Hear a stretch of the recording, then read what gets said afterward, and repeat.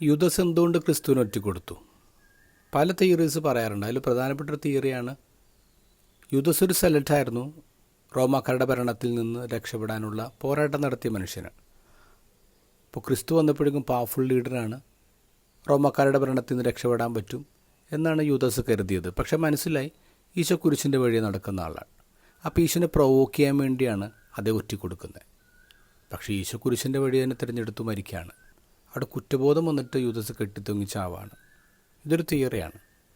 പക്ഷേ ഇന്നത്തെ ഗോസ്പലിൽ കൃത്യമായിട്ട് എന്തുകൊണ്ട് യൂദാസ് ഒറ്റിക്കൊടുത്തു എന്ന് പറയുന്നുണ്ട്.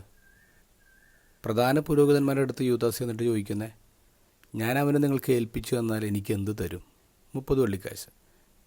ക്രിസ്തുവിന് ഒറ്റിക്കൊടുക്കാനുള്ള വഴികൾ തേടുകയായിരുന്നു. യോഹന്നാൻ്റെ ഗോസ്പലിൽ മറിയം ഈശോയുടെ കാലിൽ പരിമളം കൊണ്ട് കഴുകുമ്പോൾ യൂദാസ് പറയുന്നുണ്ട്, ഇത് പാവപ്പെട്ടവർ കൊടുക്കാറുന്നില്ലേ?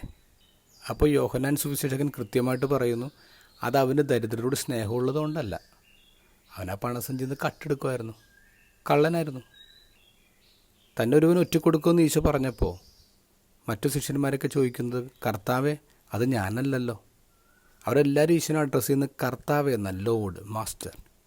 പക്ഷേ യൂദാസ് മാത്രം ഈശോനെ അഡ്രസ്സ് ചെയ്യുന്ന ഗുരു, അത് ഞാനാണോ? മാസ്റ്റർ എന്ന് വിളിക്കുന്നില്ല, റബ്ബി എന്ന് വിളിക്കുന്നത് യൂദാസ്. കാരണം എന്താ?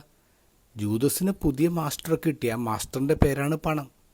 ഈശോ കൃത്യമായിട്ട് പഠിപ്പിച്ചിട്ടില്ലേ, നിങ്ങൾക്ക് ഒരു സമയത്ത് 2 യജമാനന്മാരെ സേവിക്കാൻ പറ്റില്ല, ഒന്നില്ലെങ്കിൽ ദൈവം അല്ലെങ്കിൽ പണം. അപ്പോൾ യൂദാസ് ഓൾറെഡി പണത്തെ മാസ്റ്ററാക്കി എടുത്ത്. പണത്തോടുള്ള സ്നേഹമാണ് എല്ലാ ഈവിളിൻ്റെയും കാരണക്കാരൻ.